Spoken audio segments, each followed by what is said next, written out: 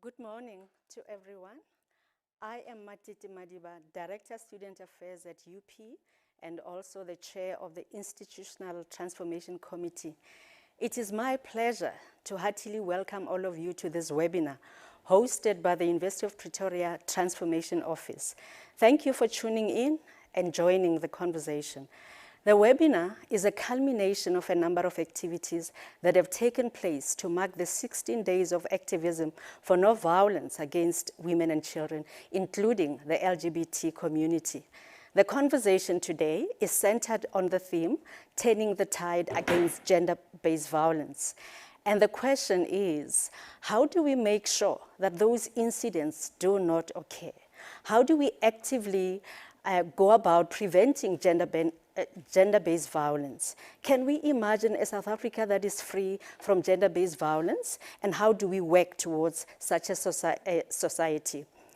It is quite clear that the work of transformation, which includes the fight against discrimination in all of its forms, should be the responsibility of all. It should be a collective effort. Everyone should get involved if we are to make the difference we hope for. There is a short history of previous efforts at the University of Pretoria, mainly in the form of campaigns, to mobilize the UP community to do their part in preventing and fighting against GBV. A few years ago, students came together, designed and implemented a campaign they named Are We Safe?, which opened up conversations about gender-based violence in and out of the university campuses, questioning what policies exist, what systems, procedures, and protocols were in place to fight gender-based violence. Shortly after, we then had the National Men Are Trash demonstrations, which also stimulated further conversations on the same topic. As the need for more action and conversation continued to be clearly spelled out, the university launched the Speak Out campaign to encourage survivors and those who might be bystanders to speak out and report any incidents. Along the Speak Out campaign, the Transformation Office was established.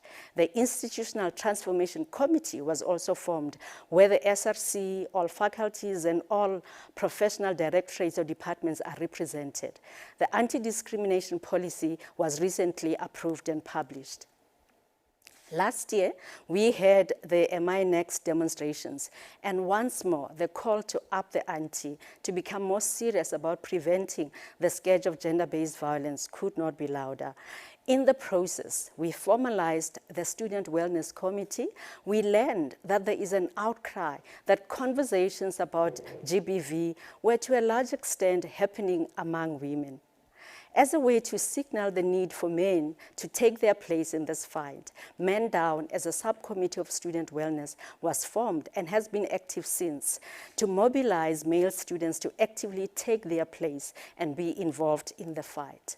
The transgender protocol is currently under discussion to make sure that transgender people, as part of the UP community, are not discriminated against.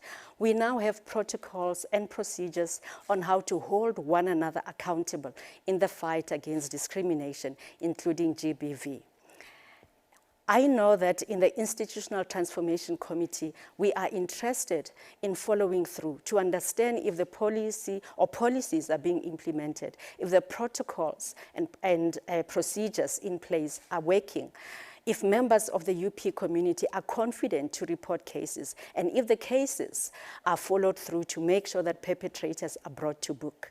This webinar is taking place within this context, and it is part of strengthening efforts here at UP to make sure that everyone who is part of the UP community takes the fight seriously, and all of us get down to work, especially in terms of carrying out preventative work against gender-based violence.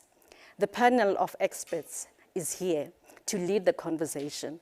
We are so glad that you are also here to be part of the conversation. And please feel free to engage. And together, let's explore more and better ways of preventing the scourge of gender-based violence from continuing to grow. You are heartily welcome. Thank you very much, Dr. Madiba. And welcome to this webinar hosted by the UP Transformation Office on as we've said, stop GBV, stop gender-based violence, turning the tide against the scourge. Before we begin our discussion with our panel today, we are going to listen to a short clip from the Vice-Chancellor and Principal of the University of Pretoria, Professor Tawana Kupe, as he marks the observance, or UP's observance, of the 16 days of activism against gender-based violence.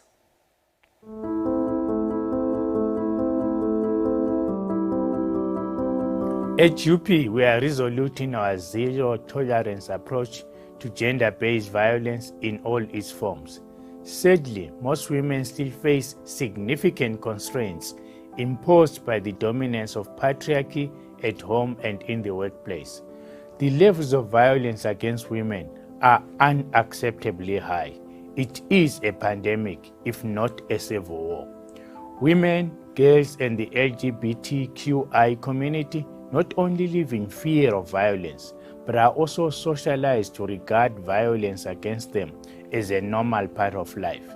During this year's 16 days of activism, we will continue to be among the voices speaking out and making a contribution in assisting to fight this pandemic.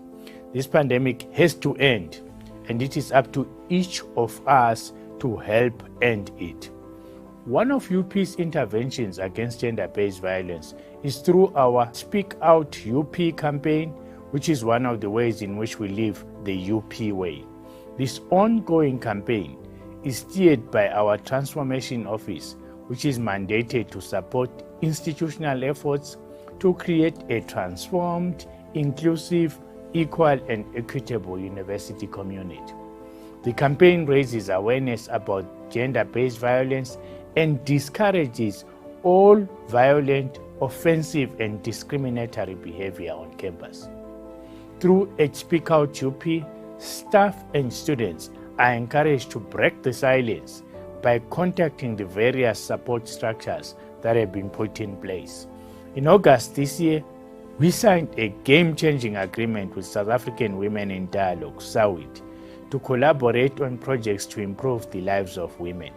SAWID is an independent South African women's platform committed to hearing the voice of every woman and to improving the status of women by ensuring that their views are taken into considerations in decisions that will have an impact on their lives. We are committed to providing a non-sexist and non-discriminatory working, living, and study environment for staff and students, one in which every person is able to achieve their full potential.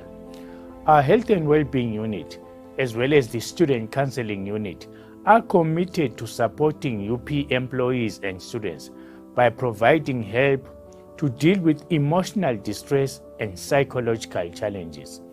Remember, you can contact the UP Care Line or UP Crisis Line if you need assistance. That was our Vice-Chancellor, Professor Kupe, sharing his thoughts on the program we are engaged in today, Stop Gender-Based Violence, Turning the Tide Against the Scourge.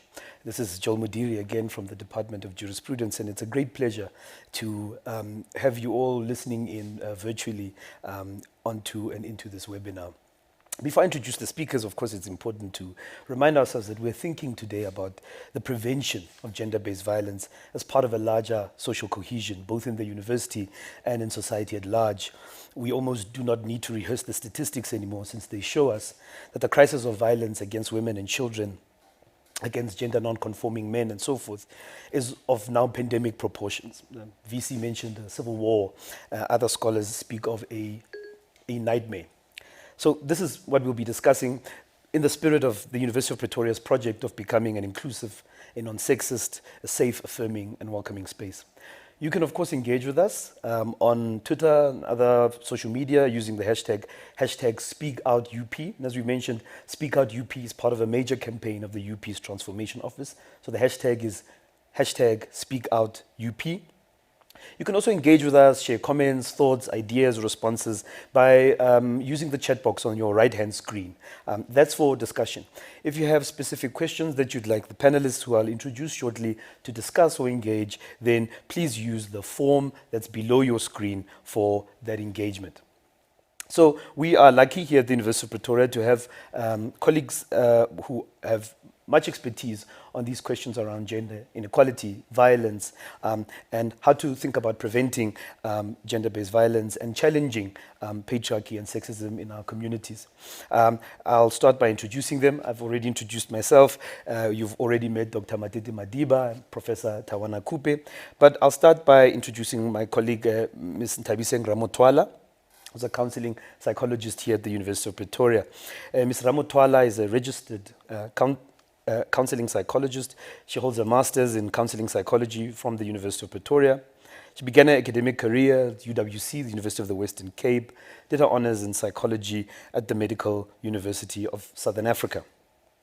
She has worked in academia, at state-owned enterprises and private entities, among others. In 2003, Ms. Ramotwala opened a private practice, which she runs alongside being a student counselor at the University of Pretoria. She serves as a commentator on psychological issues for various radio stations and features on television programs where she discusses psychological wellness issues. She regularly appears on a TV program as a life coach for young people who are experiencing life and family challenges. In addition, Ms. Ramotwala runs a women's empowerment organization called Dinaledi, where various psychosocial topics are discussed. Very relevant for us today. Welcome, Ntabiseng. Then we have my colleague, Mr. Pierre Broad, who's Deputy Director of UP Center for Sexualities, AIDS and Gender at the University of Pretoria. Mr. Broad works towards understanding power, exploring diversity, examining difference, and imagining inclusivity. He's responsible for shaping UP's HIV response and its engagement with communities from which staff and students are drawn, and implements both service and research programs. In addition to this, the Center for Sexualities, AIDS and Gender looks at broader issues: human rights, sexual and gender identity, power relations, race and racism, active citizenship, political accountability, and social justice. Pierre, welcome.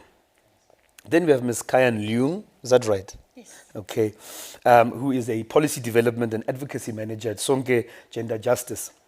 Ms. Leung is an activist and human rights lawyer. She has worked with vulnerable groups for over 10 years to ensure they are empowered, that their voices are represented, that their rights are enforced through an intersectionalist feminist approach. She has experience in community engagement, advocacy, and strategic litigation in advancing public interest law. In her current position at Sonke Gender Justice, Ms. Leung focuses on policy development and developing advocacy strategies at multiple levels to ensure an integrated, multidisciplinary approach to addressing human rights, particularly around gender equality and gender-based violence in South Africa. And everybody who knows Sonke Gender Justice knows what an important organization they are in the fight against gender inequality in South Africa specifically. Then my colleague in political science, Professor Christopher Isike, as I mentioned, a professor in the Department of Political Science. Professor Isike was Vice President of the South African Association of Political Studies. He's currently one of 4 Vice Presidents of the International Political Science Association. He conducts research from an Africanist lens and teaches international relations theory, strategic and security studies, and security theory at the University of Pretoria. His research interests are broad. They include African soft power politics, peace and conflict studies, women and political representation in Africa, rethinking state formation in Africa, and politics in a digital era. Professor Isike has also done very specific research around questions of gender and violence in South Africa, which he'll share with us. Professor Isike is a C-rated scholar by the National Research Foundation and has scores of publications in top national and international peer-reviewed journals. He's written chapters and books and is published by reputable publishing houses globally. He's currently editor-in-chief of Africa's foremost political science journals. We know Politicon, the South African Journal of Political Studies, but has also been an editor of Ubuntu, Journal of Conflict and Social Transformation, and he serves on a number of editorial boards. Professor Isike was also recently appointed by the Minister of Sports, Arts and Culture as a social cohesion advocate for South Africa. Then coming from virtual space, but joining us nonetheless, and is going to share some closing remarks with us at the end, is Ms. Neo Leseka, who's the founder, managing director, executive of H&D Industrial Engineering. Ms. Lesela has a B Engineering Honours degree in Industrial Engineering She describes herself as a customer-centric, solutions-driven entrepreneur, and also holds a number of non-executive directorships, and a strategic thinker with extensive project management experience in the delivery and implementation of organizational mandates across a wide spectrum of industries in South Africa. Her commercial planning and management skills, combined with her natural curiosity, attention to detail, and ability to collaborate and find solutions to challenges, has led to a varied and wide-ranging career path. Ms. Lesela again tells us that she's attracted to the agile developmental mandates of an organization and its ability to adapt and align itself to the economic and development mandates that further foster her passion to contribute towards the development and empowerment of people. Ms. Lesela, if you can see us, hello and welcome. Hello.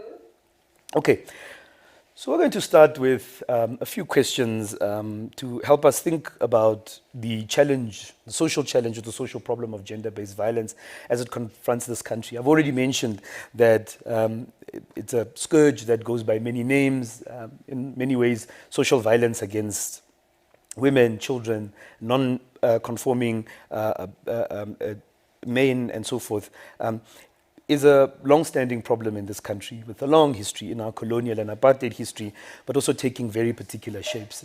It's both horrific incidents, but also the mundane and daily violence created by sexism and gender inequality. Some of the things we want to think about are what's the importance of something like 16 days of activism of no violence against women and children, including, of course, members of the LGBT community and other gender non-conforming persons. We know that 16 days of activism cannot just be about lip service or publicity.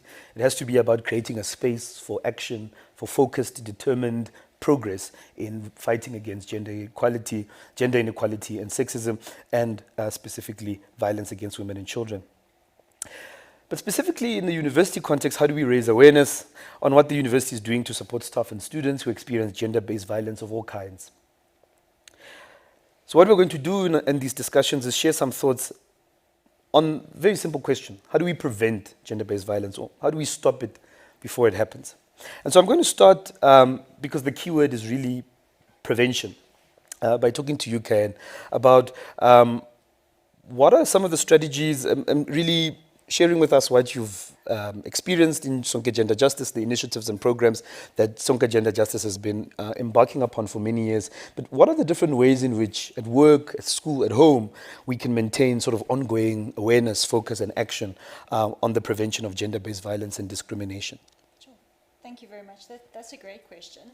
I think first and foremost, because we're focusing on the element of prevention, I think it is really key that everyone in the community acknowledges that gender-based violence is not specifically targeted at a certain group.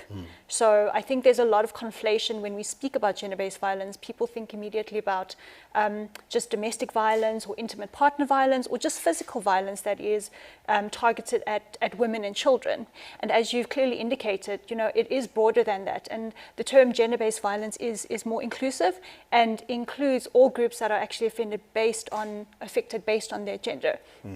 And you know, from a prevention perspective, you know, whether you're looking at the home environment or in the work or even school environment, acknowledging that, firstly, as I've mentioned, it affects everyone and everyone has a positive role to play in addressing this. So we almost always think that GBV manifests when you see physically, you know, injuries, and that's when it's manifested. But you know, speaking to the prevention angle, and I think it's been alluded to, you know, when we speak about a patriarchal society and toxic masculinities that are heavily ingrained, I mean, as you've mentioned, you know, during the inherited apartheid system, there was this issue already bubbling under, you know, that manifested in gender itself along the gender lines and violence against the gender lines. So it is crucial for us to, number one, educate ourselves on the causes of how gender-based violence manifests and understand how gender-based violence arises in its different forms. So that can be physical, it can be emotional, psychological, economic from a perspective, and verbal, and that it's not monolithic in the way it manifests. Another point is, from a home perspective, I think it's really crucial that we are aware and cognizant, and this can apply to just the general society and communities we operate in, is how we react or respond to underlying causes of gender-based violence will be perpetuated. So for example, in the home, if you carry yourself in a way where, you know, your children or younger peers are witnessing your behavior in a violent manner, the studies have shown that there is a sort of an intergenerational cyclical manifestation of that violence in one shape or form and another. So it's very important to be cognizant of that.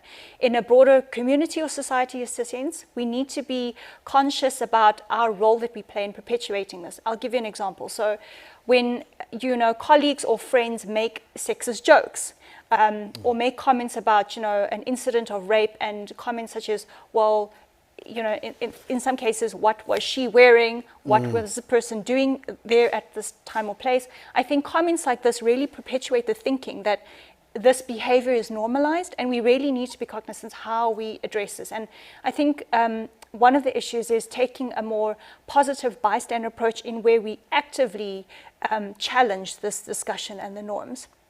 And I think to my final point on this, I think it is really important for us to also think about how we can support people that have been affected. You know, I think many of us can raise our hands and you know, indicate we know of people that have been directly affected by gender-based violence. So how do you provide support? And it doesn't necessarily mean you need to be a professional counselor, but the fact that you are facilitating awareness or information or access to information through, for example, the navigation through systems or services, and allowing that survivor or victim to have the agency to make a decision on what they want next.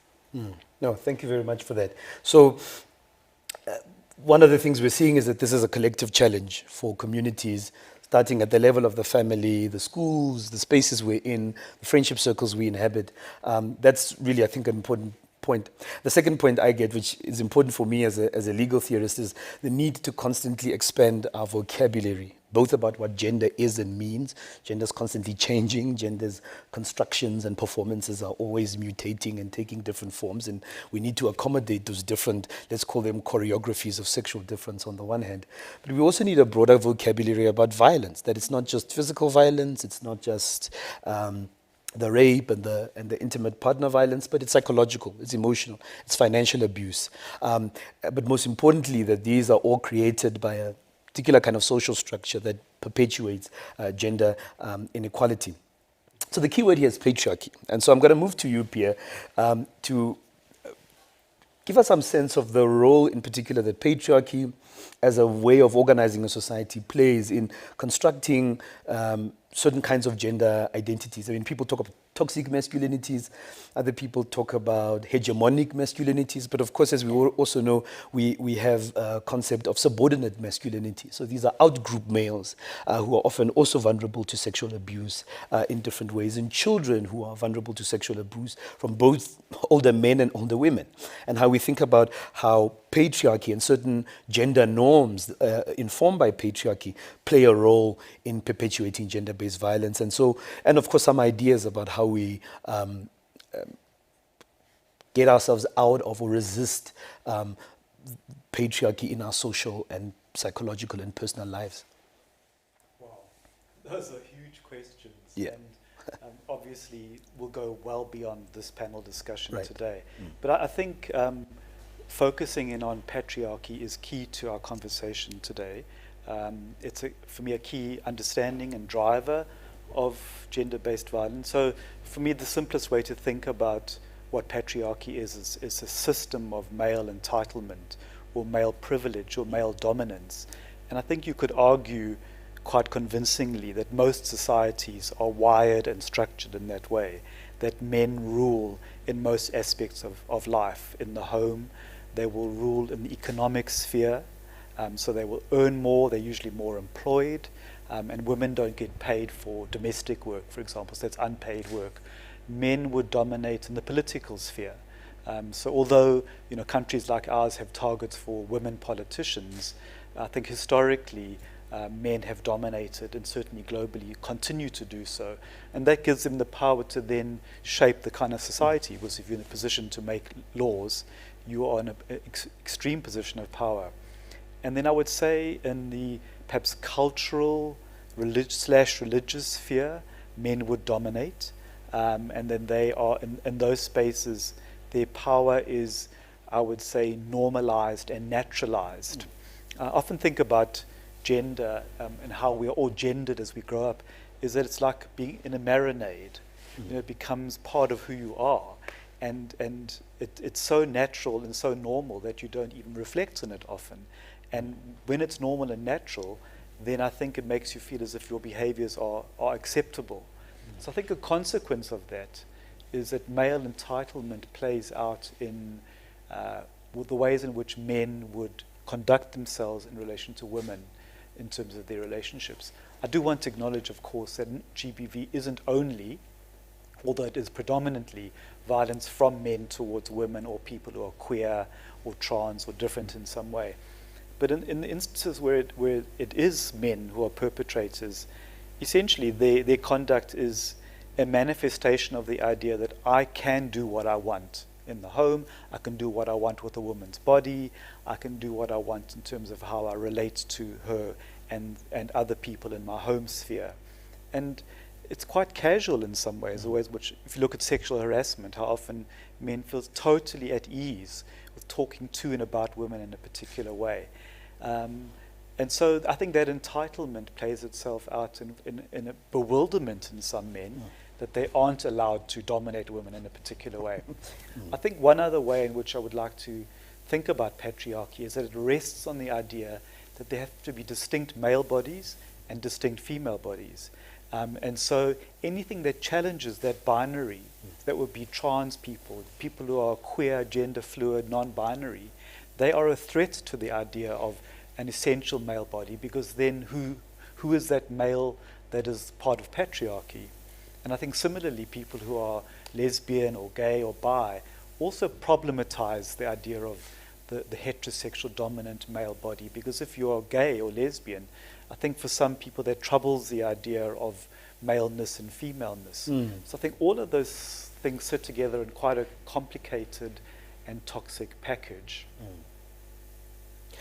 Yeah, I mean, and the real challenge is how to create a social culture or set of norms and practices that can shift to more, people say positive, I would say more emancipatory gender identities, and how to, in a way, how do we transform our social identities? How do we transform our social relations away from certain oppressive norms of gender? While at the same time thinking about the kind of immediate ways in which we resolve violence. One of the things that has been coming up, both in sort of gender-based violence activism abroad and in South Africa, has been arguments around what people call abolition. So in South Africa, when we talk about gender-based violence, especially intimate partner violence or just kind of horrific incidents of sexual violence, the instinct, as I see it, is often bring back the death penalty or increase the sentences. And so in other words, increase the penal or carceral power of the state. And on the other hand is another set of arguments arguing that we need a whole other way of thinking about harm. And we need a whole other way of thinking about how to resolve harm within communities. And we also need to, on the other hand, hold something else, which is how to address gender-based violence, the harm that women suffer, while also being aware of the ways in which racism and the state and the criminalization of black masculinity plays a role. And how do we do all of that without deflecting from the fundamental problem, which is that, as you've pointed out, women and children are predominantly being violated by men in their communities. So I'm curious, I'm going to throw it back to you and Ken, and then we'll continue. How do we think about a response to gender-based violence that isn't just or isn't only or fundamentally about prisons, the state, and police? I think that's a great question. Because I think that approach misunderstands how embedded gender relations are in our society. And so, if we are all, in a sense, wired from a very young age, to undo that wiring is a long-term project. I'm reasonably cynical about the undoing of patriarchy and the fixing of gender-based violence because it is so deep in our society. And I think I'd also like to point out that people like Lisa Vetten and others have noted that most victims of homicide in South Africa are men, and the perpetrators are other men. And in a way, we've also come to a view that, well, almost unconsciously as a society, that's okay. You know, it's right for me to focus on women as mostly as the victims. But if we turn a blind eye to the brutalization, the casual brutalization of men in everyday life, I think we're saying something about whose lives are expendable. Recently, my center was involved in a series of focus group discussions with young men at UP about how they understood masculinity, their masculinity, and what opportunities they saw for change. And I think my takeaway feeling from that was that they feel the multiplicity of forces upon them, forces to change, forces to stay the same, forces to be this, forces to be that. So I don't want to present them as helpless victims, but definitely one of the narratives that emerged was we kind of overwhelmed. We don't know which way to turn. And I think we have to rethink how we engage with men as perpetrators and women as victims, and problematize and deepen that language in some way. Absolutely. Professor Siki, you wanted to add something? Yeah, I want to talk about the remedy part of the question. I agree with a lot of the things Pierre has said about, you know, the role that patriarchy plays in contributing to preventing gender-based violence. But I think that in terms of the remedies, one of the things that we must start thinking about is also an understanding of patriarchy itself. That patriarchy is not monolithic. There are various contending patriarchies. In Africa, we can have categorized them into two broad types of patriarchy.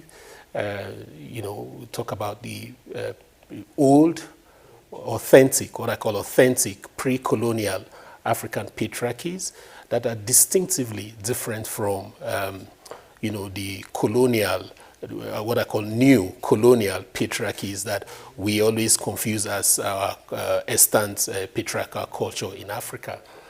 So that if we make this important distinction, what we will find is that it can become a pathway to solving the problem by re-socializing men into understanding that you know, what they see today as African culture, as a Zulu culture, as a Venda culture, for example, is actually not the authentic Venda understanding of patriarchies and what it's about. So one of the reasons men have resisted gender equality in South Africa, for instance, is because they say that gender equality, women's rights, is a Western imposition. It's a foreign and alien culture.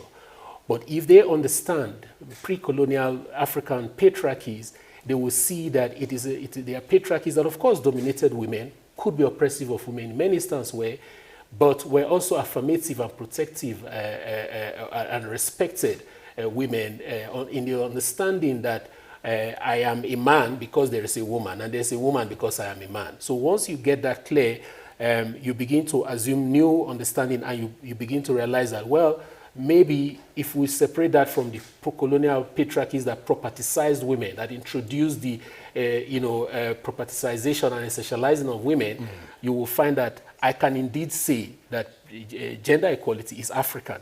So there should be messaging around gender equality. It's not European, it's not Western, it's African. Those kind of messaging from government, from institutions would help to make men to begin to rethink. And of course, some research needs to go into all of this as well. Absolutely. Ken, the specific question I want to pose from the work you've done on Sonke Gender Justice, going back to this, is what are you finding to be some of the more effective strategies? Are you finding that greater police presence, involvement is helping the situation of gender-based violence in communities or not? Are you finding that there are other strategies in the schools or somewhere that's doing better work in challenging gender-based violence? So I think what's important to note is that the issue of gender-based violence it's a moving vehicle, and it's not going to stop and wait for us to address a problem. So at Sonke Gender Justice, we actually take a multiple disciplinary approach to gender-based violence. So there is the one element which my panelists have already addressed, which is the prevention element, where we work in communities with faith-based leaders, traditional leaders, community leaders on challenging that harmful social norms and the perception of what patriarchy is and how that unfolds within the communities, and that is crucial. But in addition to that, we also have an arm where we look at, the issue of access to justice, and I think we cannot ignore that. So whilst I agree with you, we can't have this approach where we just bring back the death penalty and it's going to solve all the issues. Research shows that it's not really effective in any way, and it's not a deterrent for crime. We need to acknowledge that if a person has, experienced gender-based violence, that they need to have that necessary system as a state that supports them. So are the police really doing what they're supposed to be doing in terms of what the legislation and the regulations say? Are there services that are, adequate, that are being provided to actually address the trauma or prevent secondary traumatization or victimization in these structures? Are our courts and the prosecutors actually dealing with the cases? I mean, it's not great when we have these statistics to say, crime has reduced, but when you actually interrogate the numbers, there's a reduction of reporting. So I think there is no one size fits all. You have to look at this as different pieces of a puzzle. And I think one crucial area is also that we, aside from the awareness and accountability within these different structures and having the services, we need to actually engage how society and the media is portraying these discussions. And as you've alluded to, the narrative and the language that's being used. Because, if we maintain a certain way of how we present in gender-based violence and the issues, it is going to continue. So I think we need to look at it at various angles, in short.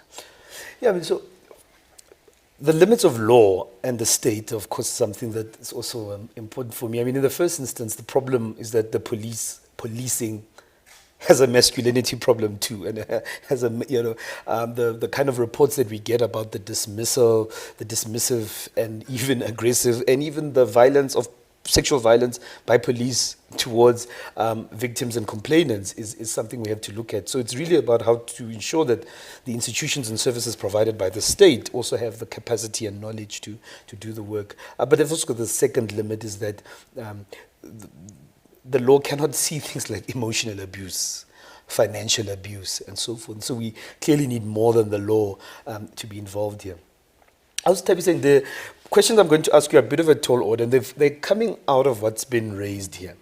I like the word, Professor Isike uses the word re-socialize, how to re-socialize men, women, children, parents. One of the things that interests me is how to really remake gender identities. The old argument was actually to abolish genders, to get rid of gender norms. But how do we, and from your training and the work that you've done, I mean, often people say we have to start at home, how we raise boys and girls, what we teach people about consent and pleasure, and also accepting rejection and finding other ways of communicating or better ways of communicating as part of how we re-socialize, but also how we transform our identities, transform our sexual and gender identities. Do you have some ideas on the ways in which, specifically how we raise boys and girls, and by which I mean not only at home, but in our schools and the television programs that we air, how could that be a catalyst for transforming social relationships in a way that could prevent, resist, slow down, challenge gender-based violence in our communities and society? Thank you for the question. Your question you should actually answer the multitude problems that we have, because it starts at the root of the problem. All of the things that we are doing now and engaging in are actually solving the problem at the end of the process, So when you go to the family side, we're saying, let's start where the root is, and let's take it from there, because we've been dealing with the symptoms, but you're not dealing with actually the problem that is prevailing in our society. So when you look at the society and go into the family, we're saying we're going back to the microcosm of the family, of the society, because we're saying a child is socialized in the home, and that's the first socializing agent. Before they go out to the preschool or to school or to church, they start in the home. And everything that they take out into the society, they've learned from home. So the home has a bigger role to play in terms of changing or relearning or re-socializing people how to interact with each other. So I'll start off by saying, when you raise a boy and a girl in a house, firstly look at them as children. Children that need to be raised in proper values, positive values, and bring them in terms of balancing their identities out. And those comes in very subtle ways, because most parents don't realize that they are models in the house. And children copy everything from them. So whatever you are doing, you are role modeling behaviors for your child. So whatever the child becomes at 21, 25 is something that they have learned from when they were 5, or when they were 8, or when they were 13. So it's important to realize as a parent that you're actually playing a much bigger role. And when I say a parent, I don't mean a mother or a father. I mean everyone who's parenting a child. It can be an aunt, it can be an uncle, it can be the grandmother. And one of the things that is important as well is subtle messages that we set, or that we communicate with each other. Boys don't do this, girls don't do this. Boys don't cry, girls come to mommy. Subtle messages like that. And things that we choose in terms of food, in terms of careers, in terms of what you like, our interests, our TV shows, they are all divided according to our roles. Instead of saying we are different because we are powerful in our own way. And if you bring children up to know that they are enough in their own way, they don't need to suppress others to get enough. So I look at gender violence against other people as a need and a cry for help from the perpetrator, saying, I'm feeling weak here. I need to do something to actually regain my power and my position. And the closest person, that's the person I'm going to challenge, because they're the one that actually is revealing my weakness in the society. And so we teach our children from that point that no one is weak, and you are a child who is full. And whatever you feel that you need to communicate that you don't like, communicate it well without fighting. And fighting can be anything. It can be the look with your eyes. It can be that nice smile. It can be anything. So aggression goes from different levels. It's not only physical. It can be verbal. It can be non-verbal. But it shows. The second part that we need to teach our children is that whatever feels uncomfortable whenever anything is happening, it's completely uncomfortable. So generally we teach our children to learn to lie, and therefore to accept lies that the society has taught us. You know, like for instance, a child will realize that, but the way my brother is treating me is not okay. They feel it in the gut. But because society says that the brother is a man, he's the one that's making sure that you're safe in the house, they don't say it. And it's something that, it's a cycle that is perpetuated. And they grow up believing that a man is supposed to act like this, a woman is supposed to act like this, and they accept it. So we naturalize it without actually realizing it. So I'm saying, let's be intentional and be aware as we act in our houses and say, what messages are we delivering to our children? What are we teaching them? And most importantly, what are we doing ourselves as parents to teach children to be proper people?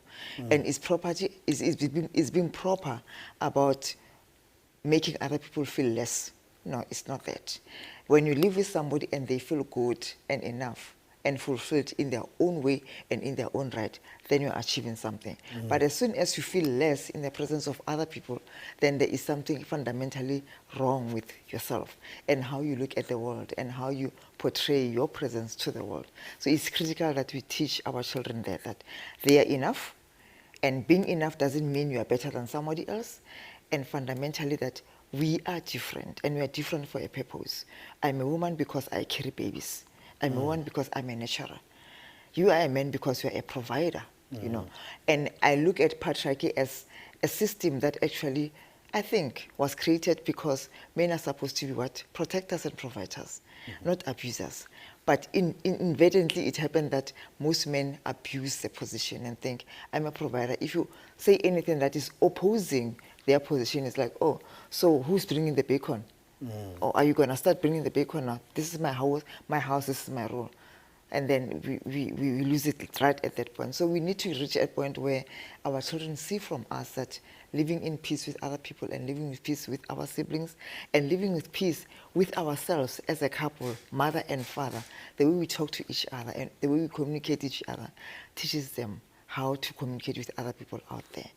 And then we also see when you go to schools, we realize also that bullying is not about fighting just from the school ground. it starts from home.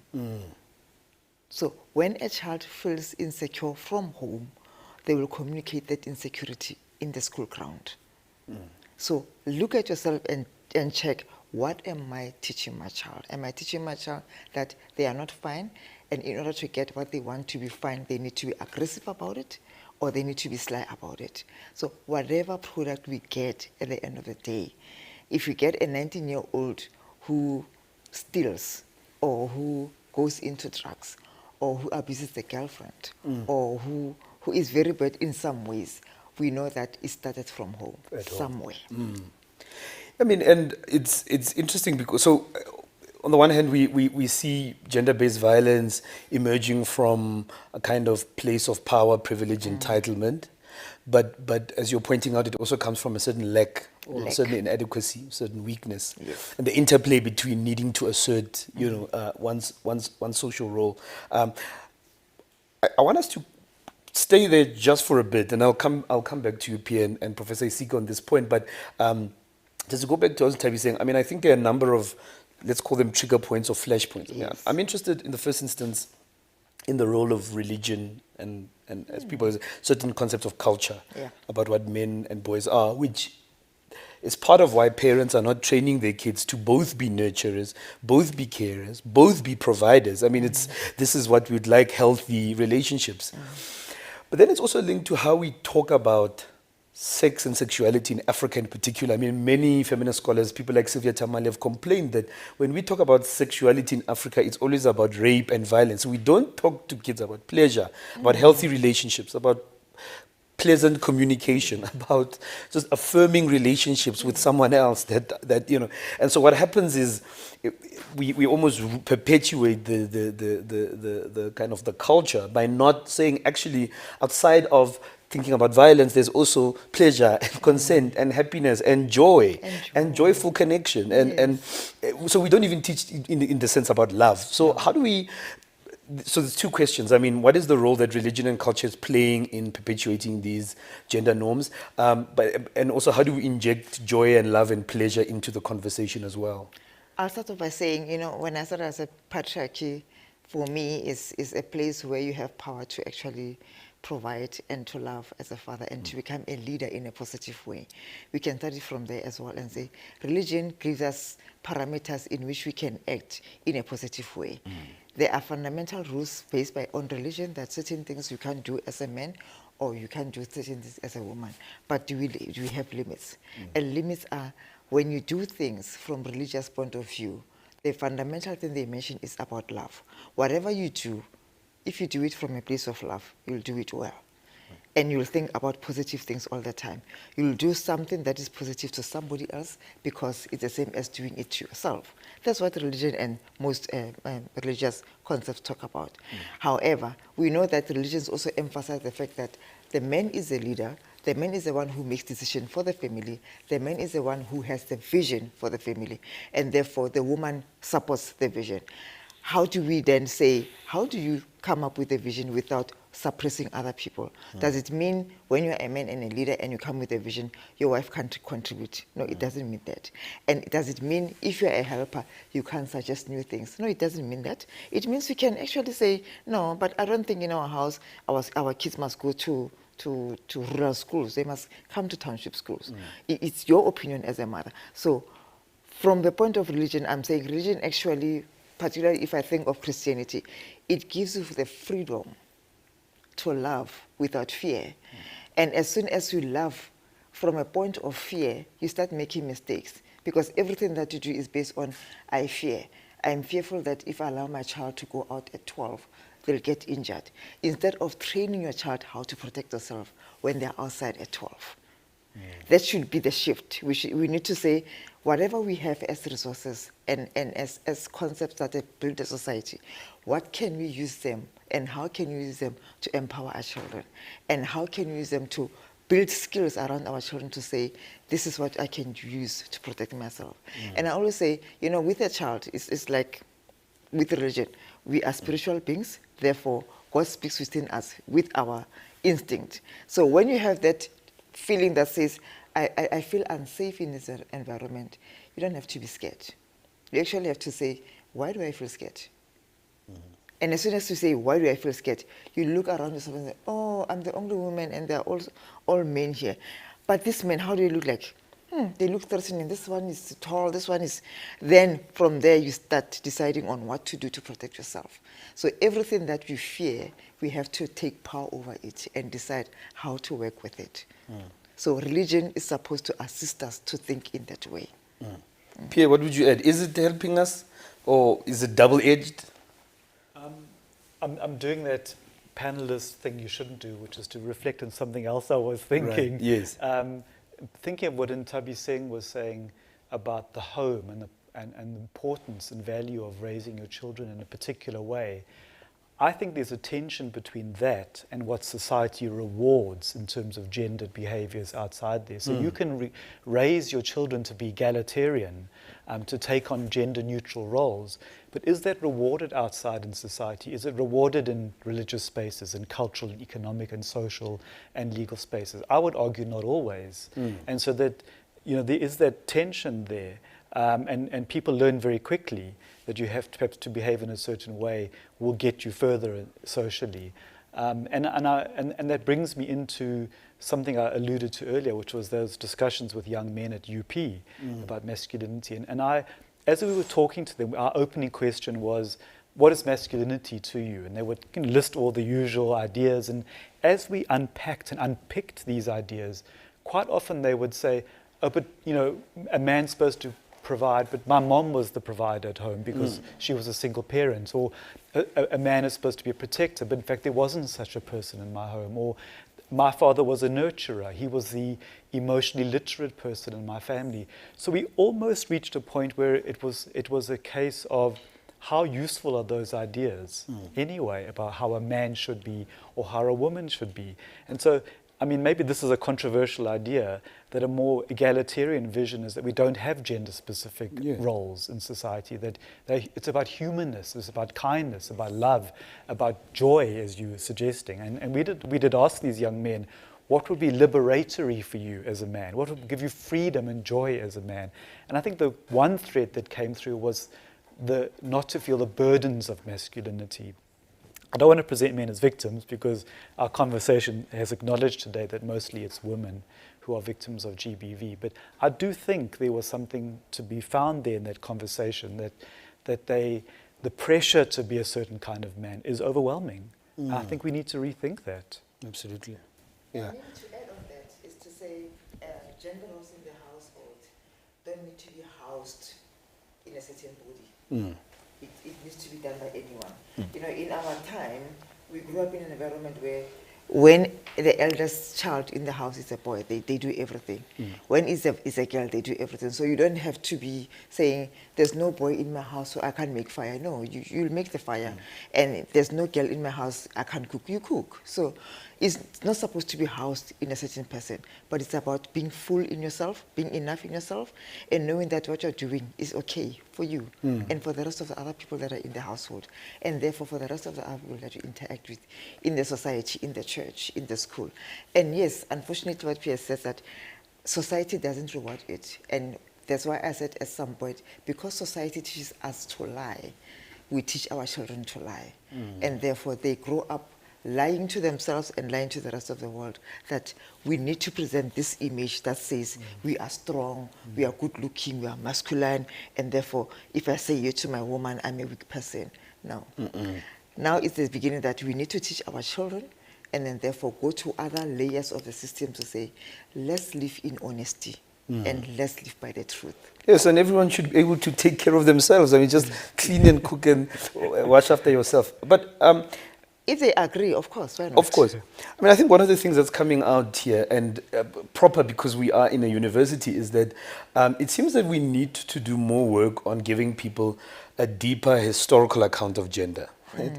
That, in fact, some of these idealized norms are neither historically with a real historical basis, but they also aren't true, as people have pointed out. Some of us were raised only by women, by a community of women, who were both our social mothers and social fathers in that sense, and taught us certain things that our fathers were not there to teach us. And so it's linked to this notion of gender trouble, that in fact this is simply a myth we keep reproducing, but what we're seeing is it's having deadly consequences. So it's more than that. Men are not sort of washing their own underwear. It's that there's an acting out, a violent acting out that we need to deal with, because it's costing women, children, and many other people lives. I'll come to you, I was saying. I want to get to something you've pointed out and other people have pointed out, which is this question of root causes, which is that by the time an act or incident of gender-based violence has taken place, there's a whole social structure and social infrastructure that's created those conditions.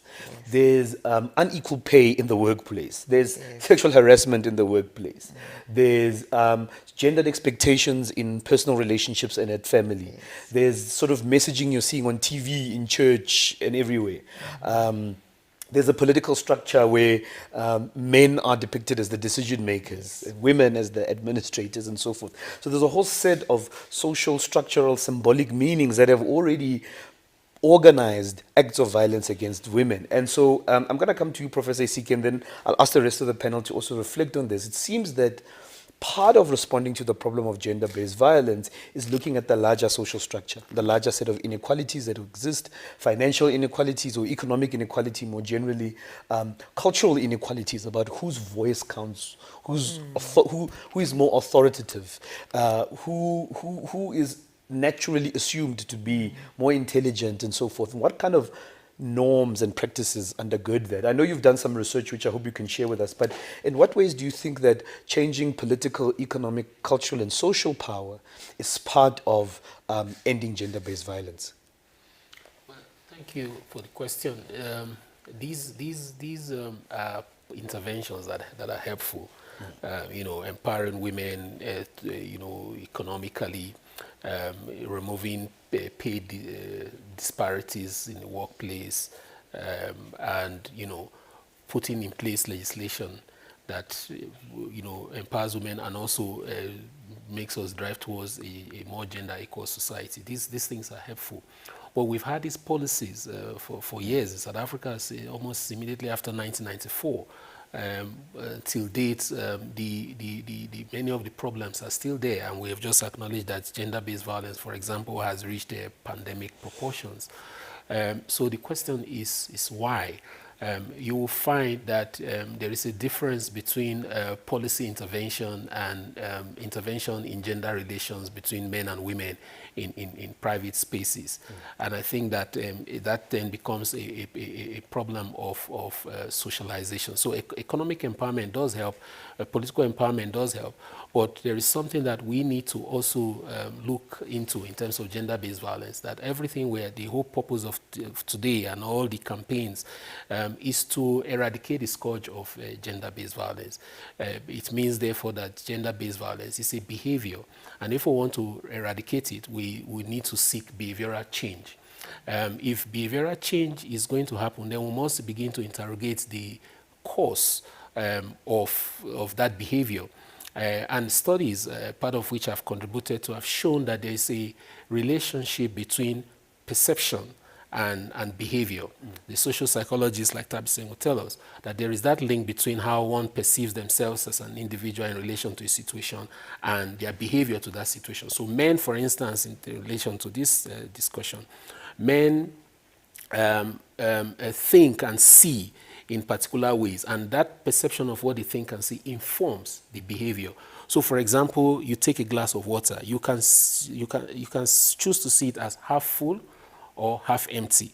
If you see it as half empty, it invokes negative feelings that it also neurologically transports into a behavior, even psychologically as well, or a behavior of, so despite all the effort I've put in, it's still empty, it's not full. That negativity can become, counterproductive and injurious to even yourself. But if you choose to see it as half full, then the thinking would be, okay, it's just almost full, just a little more patience. Those kind of positivities will inform how you then behave towards the situation. So the question here is, what do men think of women? and how do those perceptions, affect their behavior towards women. I've also done studies like peer, in this case, at the University of Zululand and at the University of KwaZulu-Natal, amongst young boys and older men in communities. And it was focus group discussions, two different instances in 2 different years. And the simple question was, what do you think of women? What do you think of women? And it's the kind of responses I got were amazing. Of course, eventually there were opportunities for change, but I would just say some of the responses included things like a deceiver, a snake, someone who should not be trusted. So if you see a woman as a deceiver or a snake, there's a way you're going to behave towards a snake. So if we want to combat, and then eventually studies then confirmed that there was that link between those perceptions and violent behavior. So if you want to combat that violent behavior, you need to engage with those perceptions. So preventive measures can include, research into changing those kinds of thinking. Around, how women should be seen, that women are human beings, and it starts from the home, like Tabiseng was saying, and that was one of the points I wanted to butt in with. You spoke to it too, Joe, the point of co-parenting. Co-parenting is critical. If you find yourself in a home where there's a male and a female parent, then the parenting of the child should not be left only to the woman, because research has also shown what is referred to as the Oedipus complex, that a mother-dominated child rearing invokes oppositional stances and attitudes from the male child, because he doesn't see a male, a figure that he can identify with, even as a child. If that parent is not there, the mother then becomes, he develops an oppositional attitude towards the mom, that is eventually taken over to people outside, girls and women in his life as he grows into adulthood. So if we want to break that, then it means that we agree with Tabi saying that patriarchy, the family is the bedrock of patriarchy. And if you want to break patriarchy in the family, because the family is the bedrock of society, then it means that we need to be able to find ways to use co-parenting as a way of breaking patriarchy, so that boys can grow up understanding that you don't have to be oppositional towards your mother who dominates your child, you're growing up, because she's the first point of discipline, she's the first point of everything, and then those attitudes then develop towards her and they get to other women. But if there's co-parenting equally between father and mother, you find that the animosity towards the mother, which can sometimes be unconscious, is spread over to both male and female. So the point I'm trying to really make here is the need for behavioral change, and for us to understand the source of men's understanding, the men's perception of women, and how those perceptions inform violent behavior. So if we find interventions that can look into that through research, for instance, one of the things I would suggest to the University of Pretoria is using, developing gender relations models in gender relations in Africa. For example, compulsory models that every student, irrespective of your faculty, would take at first year level on how to see women, how to behave towards women, how to be in positive relations with women. If we, and it can be credit bearing, it may not be credit bearing, but it has to be compulsory. So that if we do that from the university, we're teaching it and students are learning it over time, because patriarchy is long term, its effect is long term, we may be able to break those bedrocks, those assumptions and that feed wrong perceptions of the role that men play in society and in the lives of women. And thank you for that, Professor Sike. Just to remind our viewers, we have over 110 viewers joining us from different parts of the country and the world. We are here coming live from Future Africa campus of the University of Pretoria. Please remember to engage with us on social media using the hashtag SpeakOutUP or hashtag SpeakOutUP. That's on Twitter. And if you'd like to engage us, please use the chat box function to give your comments, points of discussion. And if you have any questions, please add your question on a form, because those questions will also be posed to the panelists. We've had a very wide-ranging discussions, and as we know, 90 minutes is not going to be enough to try and unpack what is clearly a serious social problem in our communities and in our society at large. The problem of how to resolve violence or inequality that's been entrenched over many centuries. But a few things have come up that seem hard to ignore. I mean, first, I think we've got this challenge of the interplay between behavioral and structural change. And what I'm seeing is that behavioral change needs to be incentivized by structural change, right? So in other words, one needs to know that these positive behaviors, these healthy attitudes are going to be reflected in the social institutions where I work at, and so forth. That's maybe the first part, this interplay between behavioral and structural change. The second one has to do with, you've in some ways hinted at it, and it has to do with historical gender norms, colonialism, and African notions of gender.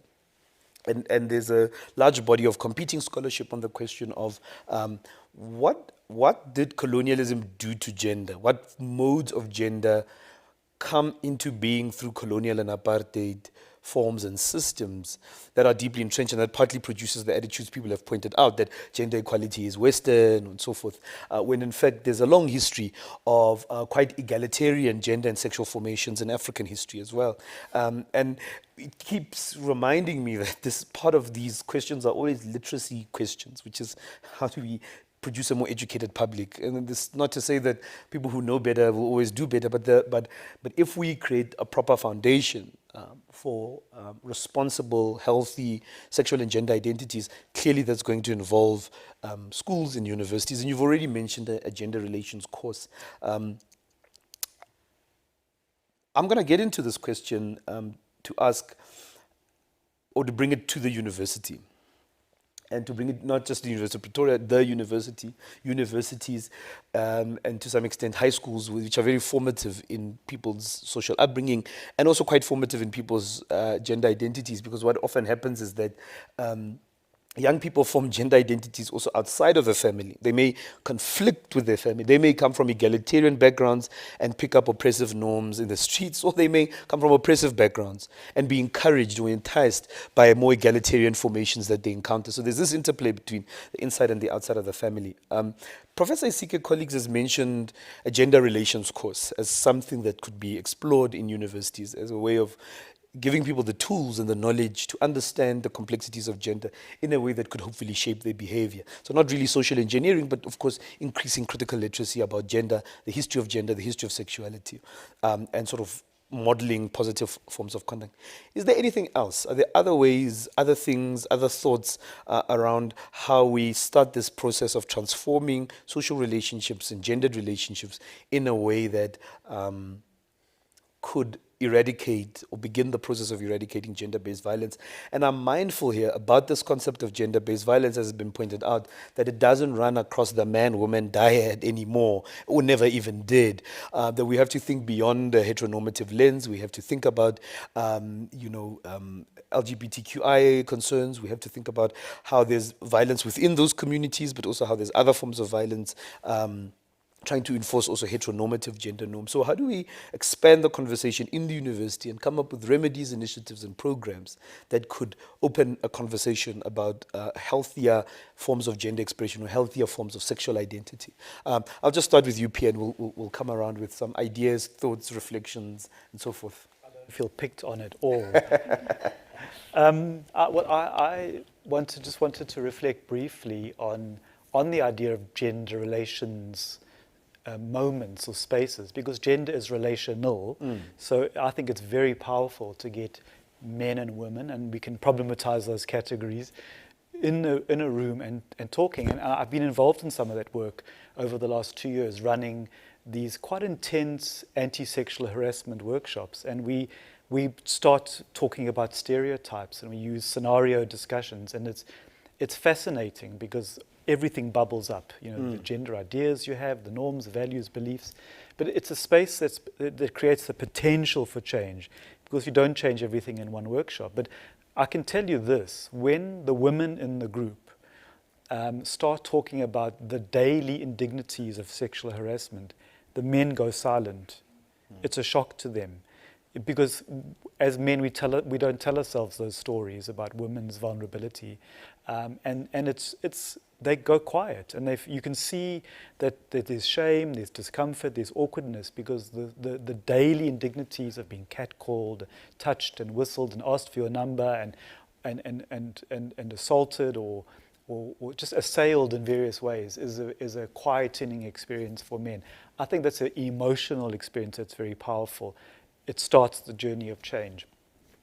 And I think we can do those in universities. It should happen in multiple spaces. But the second thing I'm thinking about is your word of literacy. And I was thinking about dominant narratives and subordinate narratives.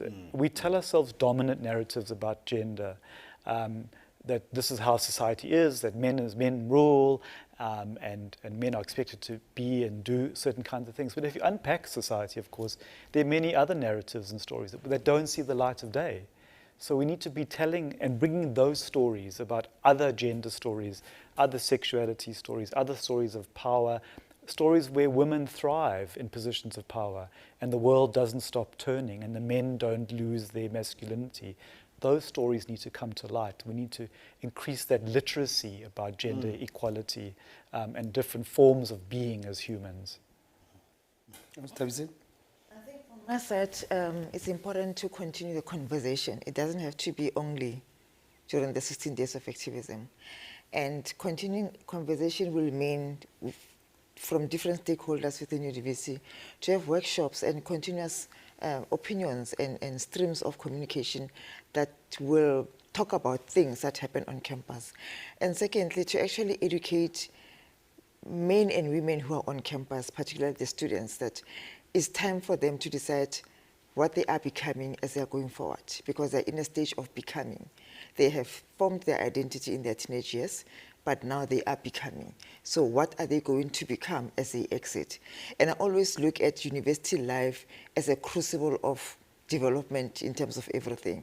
You develop your career, you develop your identity, you develop your goals. That's where many people meet their life partners and stuff like that. Are you whole as you meet your life partner? So I believe continuous conversations and talking about things that people are not prepared to talk about. What does it mean to be a man? What does it mean to be a woman? Does it mean being a man is being disrespectful? Does it mean being a woman means you don't have to have a voice? How do we teach our young women and men on campus to all have voices, and voices that don't suppress other people? So we need a continuous conversation, but yes, with different stakeholders. Yeah, if I may very quickly add that we need to also look at what we teach children in high schools, because the high schools are the feeder systems to the university.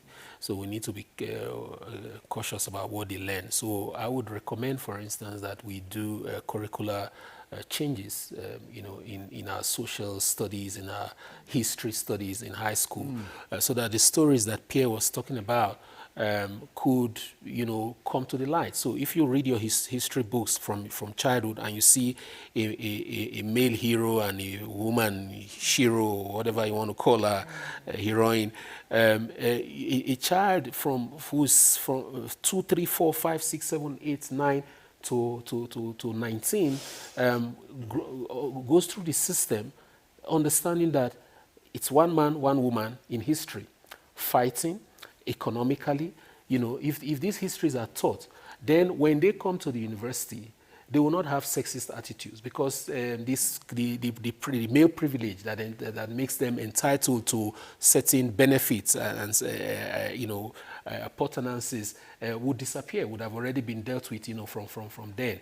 And this curriculum change should also extend to courses in the universities, in the humanities, also around the kind of things we privilege. A lot of the things we know as histories are his perspectives, a man's perspective, because most of these histories were written by men anyway. So if we have a situation where there is a rewrite of these histories, where these other perspectives on sexualities and on sexualities and on roles that people play. In pre-colonial African society, there was space for gender neutrality. For that men and women could come together. That's why we have what we call unisex names, for example. Okay, there are certain unisex names in African culture that both men and women could answer. There were certain roles that were meant for only men. There were those who were meant for only women, but there are also those roles that both could participate in. And the idea was usually we are working side by side, hand in hand towards the one communal goal, which is the betterment of ourselves. So the binary was not conflictual, as we saw with colonial patriarchy. And I'm trying to answer one of the questions I'm seeing there on the role that colonialism played. And this is one of the roles that colonialism brought new patriarchies that made very distinct the difference between male and female. Whereas in pre-colonial African gender relations, there was room for neutrality. And, for example, amongst the Zulus, which are seen said to be patriarchal, a woman could marry.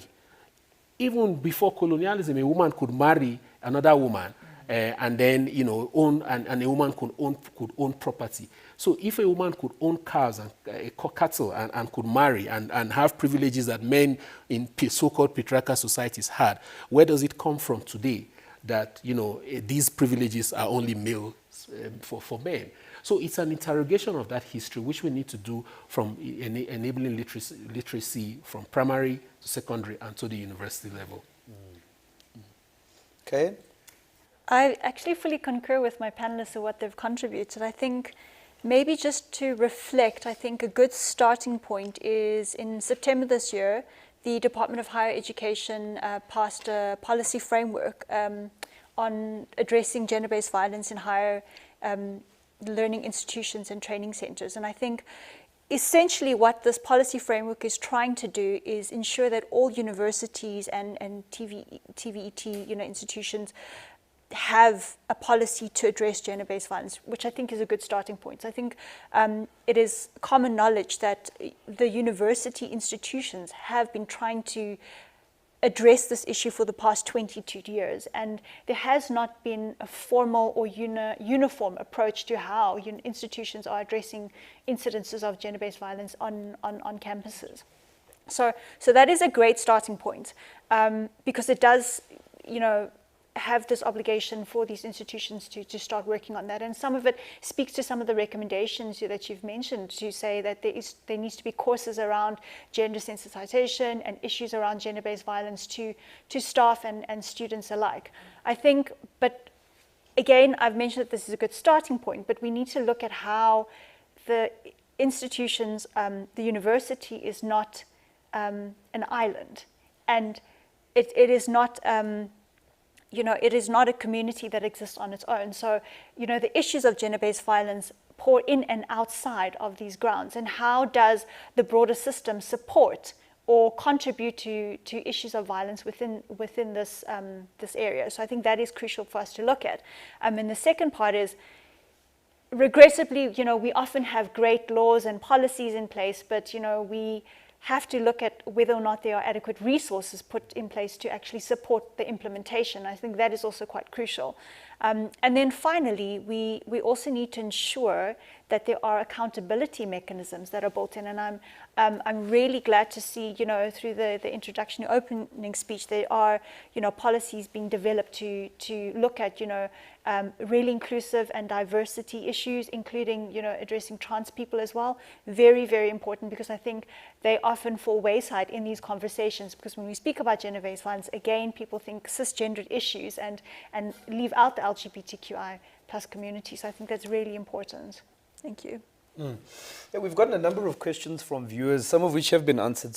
But I'll read them out just so we can keep them in our heads as we approach the end of our discussion. One question asked, what role does education play in preventing gender-based violence? I think there's been an emphasis that we need to look at the curriculum, we need to look at what we teach, we need to look at the so-called hidden curriculum as well. We've also been asked to what extent are the colonial effects on the subject matter in light of the changing social discourse. So, of course, colonialism and apartheid is the elephant in the room. It's the ever-present historical formation that has made us who we have become, and we are constantly attempting to undo the plot of colonial gender norms and gender identities. There are questions asking, can we say there has been an increase in the rate of gender-based violence today than in the past, or does it appear because more people decided to break the silence? That I think is an interesting question about the ways in which social issues are often orchestrated by the amount of media attention that they get. So, I mean, the prevalence of a problem is not determined by how much we discuss it. It's determined by the fact that it's happening. But and this is related to something else, which is increasing, can I call it, skepticism about campaigns like 16 Days of Activism and so forth. Many, in the context of, where you have male politicians or high-powered males with their own history of problematic gendered behavior, or with gender unequal cabinets and so forth, running campaigns like this. What is the role of the media and the role of something like 16 Days of Activism, which is seen by many activists in the space as a kind of lip service, as just sort of window dressing? In other words, how do you take over the space and shift it in a more radical way in the service of gender equality more broadly? Kay, and I'll go with you, and then I'll take it back that way. Sure, thank you for the question. I think it is crucial to acknowledge, I think 16 days is a good start. I mean, I think it was created with good intentions, the campaign internationally. But if you're looking at, I take your point to how the media, reports on certain things. I don't think the issue of gender-based violence is new, although it's suddenly become a trending topic. Activists that have been in the space for a very long time will tell you that on the daily, they are facing multiple cases, horrific cases of gender-based violence. So I'm aware that the Department of Women, Youth and Persons with Disabilities launched a 365 days campaign last year to encourage people to actually talk about the issues and causes of gender-based violence throughout the year. It shouldn't only be a campaign, lip service, action that you've mentioned that politicians tag on to say, look at us, we're doing something, when the rest of the year, people are silent and, failing our people on a daily basis. I think it is crucial for us to have these daily conversations, and as my panelists have indicated, again, take cognizance of how we reflect and emulate how we want people to respond to one another as humans in society. Anyone else? I'm also thinking sort of complicity of the media in terms of presentations of gender and men and women, and how stories are told, and also the rise of the sort of internet space. You've seen the rise of trolls. I think the incel, is it called, that phenomenon, involuntary celibates, and if you see the amount of hate directed towards women as a result of their rise to dominance or visibility in social media spaces, is really worrying. I mean, that the many women across the world who've risen in dominance or visibility will say they get messages saying they'll be raped, they'll be harmed, other people should rape them. So that's an interesting phenomenon, and I think there isn't enough sufficient oversight of those platforms, Facebook and others, where that kind of hate speech can thrive. So we've actually failed miserably, I think, in that regard. And I think my other point might be, is how do we tell more nuanced stories about gender violence that reflect the complexities we've talked about today, and maybe don't fall into the sort of victim-perpetrator binary, which is often too simplistic. And then I think maybe one other thought would be, how do we educate society about the deep and profound consequences of GBV? It's not just the personal, emotional, psychological consequences, it's the economic consequences. It's the impact on the fabric of society. It's the political consequences of GBV, which I think are stories we're not telling enough of. For me, I think 16 days of activism must be the beginning of everything. People must start having conversations that are ongoing. And during this period, that's where people must actually converge and come back and say, we have done X, Y, Z in our spaces of living, whether in universities, in the workplace, at home. This is the time to converge and reflect on what is done throughout the year and plan more projects and more conversations going forward to the other year. So this period is not supposed to be lip service, as everyone is saying. It's actually supposed to be a period of reflection and saying, have you done enough? What else can we do? Where are we missing the links? What can you put together to actually strengthen this? Because this is something that needs to be done on a daily basis. It's a daily conversation. It's in our daily attitudes, in life, and our daily behaviors on a daily basis. So I believe it should be done every day. But this period should actually be the time where communities and societies everywhere should converge and say, what have you done? What are we going to do moving forward? What do we need? Well, I think that the 16 days campaign and other similar campaigns done at the various levels of society is useful, because it helps to bring the issue of gender-based violence and femicide to the public agenda. It also helps to raise awareness and consciousness, because I can assure you that every privilege, sometimes the one who has the privilege may not even be aware of that privilege. So when you talk about campaigns like this that bring it to the fore, it helps to make people reflect and assume corrective behavior.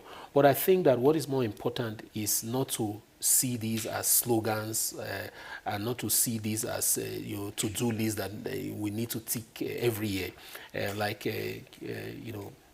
The panelist was saying it boils down to implementation.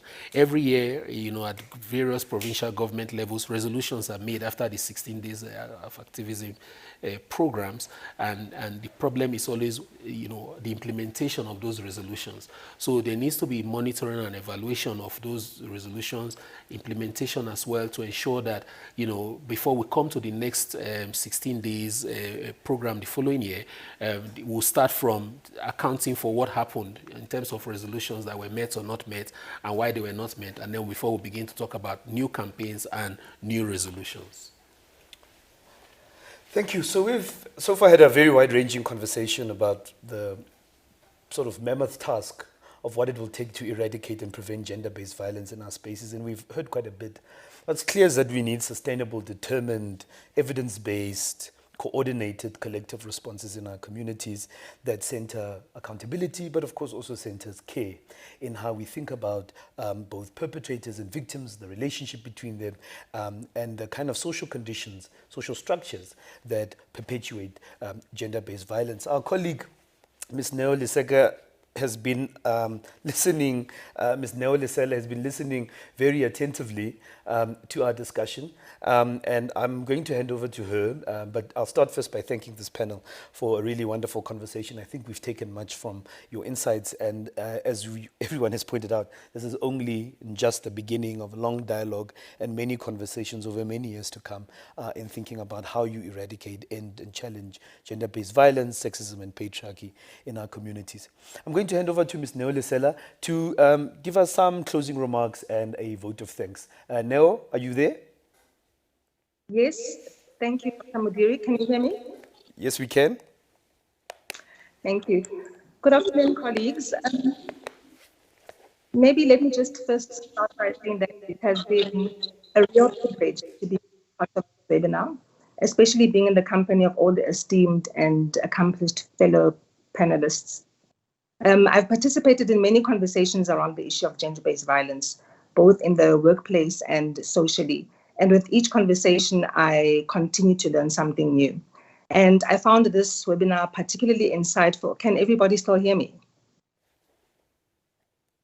So with this particular webinar, I found the conversations very insightful and informative.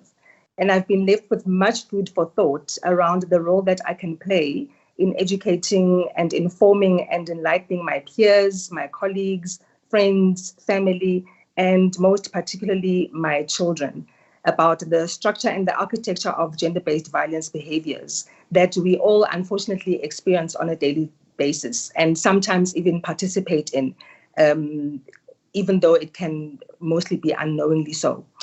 And Professor Cooper mentioned in his address that gender-based violence is a pandemic and a civil war, and it is something that is facing all of us on a daily basis.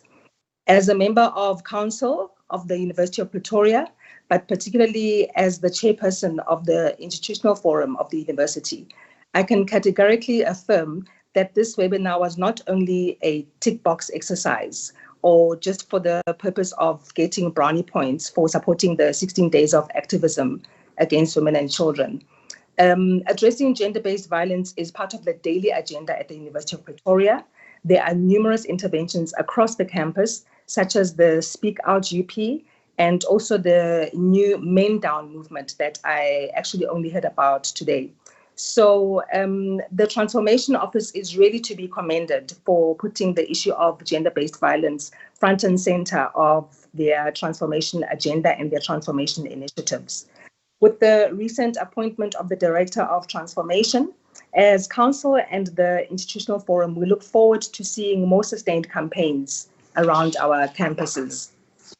I would like to thank the Transformation Office for hosting this event and for the invitation. And I know that there certainly will be many more events such as this in the future. Let me also commend you, Transformation Office, for the diverse panel that you put together. It was really encouraging and refreshing to have our male colleagues participating with us in this critical dialogue. So I need to just thank you especially for that. In his absence, I'd like to also thank Professor Kupe for his continued support across all the events and sessions and dialogues that we have on campus. He was not able to join us today, but we saw a video from him earlier on this morning. So I'd like to thank him for his participation. I'd like to thank the panelists for being so generous with your knowledge and this topic, and for sharing your insights with us. The technical team has been hard at work. A special word of thanks to them. They've been able to ensure that we have a smooth broadcast of this webinar, not only from the Future Africa campus, but also with panelists and attendees who are attending virtually. And finally, a very special word of thanks to you, Dr. Mudiri, for moderating the session and for connecting the panelists' inputs and conversations so effortlessly. I know that we're meant to finish at 1:30. It is now 1 minute past 1:30, and without much further ado, I would like to close the session. Thank you very much. Thank you, Ms. Lisela. I, of course, reiterate all the thanks to the Department of Student Affairs, the UP Transformation Office, Louis Klute Production colleagues here, colleagues from iScape, the world-class Future Africa campus, for the catering, the assistants, but most importantly to our fellow speakers for your rich insights. Remember, the hashtag is #SpeakOutUP. It's an ongoing campaign here at the University of Pretoria, so please keep an eye on what's coming next. And so that's it from us. Thank you, everyone, for attending, and have a wonderful day further. Thank you.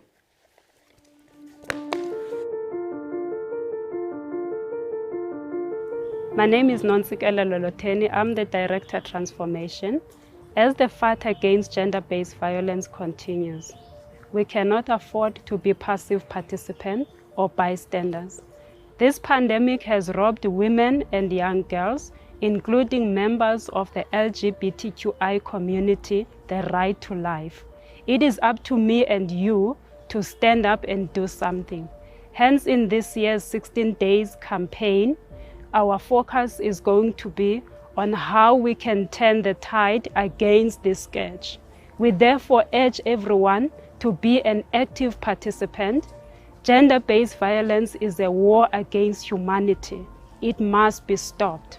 Through the #SpeakOutUP campaign, we continue to raise awareness and urge everyone to stand up and be part of the solution. Let us all join the conversations that are intended to eliminate this scourge and all forms of discrimination. Hi, my name is Blasma Tizrofa, and I stand against gender-based violence because I believe it is a violation of people's human rights and their dignity, and it's hindering our fight against gender inequality. My name is Ivana Kazande, and I stand against gender-based violence because it is a crime against the very humanity of people, and I don't think anyone deserves to be a victim of gender-based violence. The reason that I started volunteering for Speak Out was because I knew I could get so much information around gender-based violence, and reading the anti-discrimination policy of the university definitely helped me understand that students have rights and they can be protected. I have been volunteering at Speak Out for about 3 years now, and the most valuable thing I have learned is how to respond appropriately to people who have been victims of gender-based violence. We go through a first responder training, and what that has taught me is not to center myself around conversations and interactions of gender-based violence, but instead to respond with compassion and empathy. The ways that I feel that we could combat gender-based violence within the university space as well as in greater society is to educate young people about gender-based violence and give them the tools and information they need on how to report cases, and also just make open and honest conversations around consent and issues of abuse that they are not aware of, and make them feel that it is safe for them to speak out for themselves. I think it's important for members of the community to learn how to be active bystanders but still maintain their safety. Because more often than not, people turn a blind eye in the face of gender-based violence, and what this does is that it condones the actions of these perpetrators and creates a safe haven within the communities for these abusers. We intend to activate #SpeakOut platform on all our campuses. This can only be successful through your involvement and your support. It is collective and individual responsibility to ensure that all our campuses are a safe working, living, and a learning space for all of us. Thank you.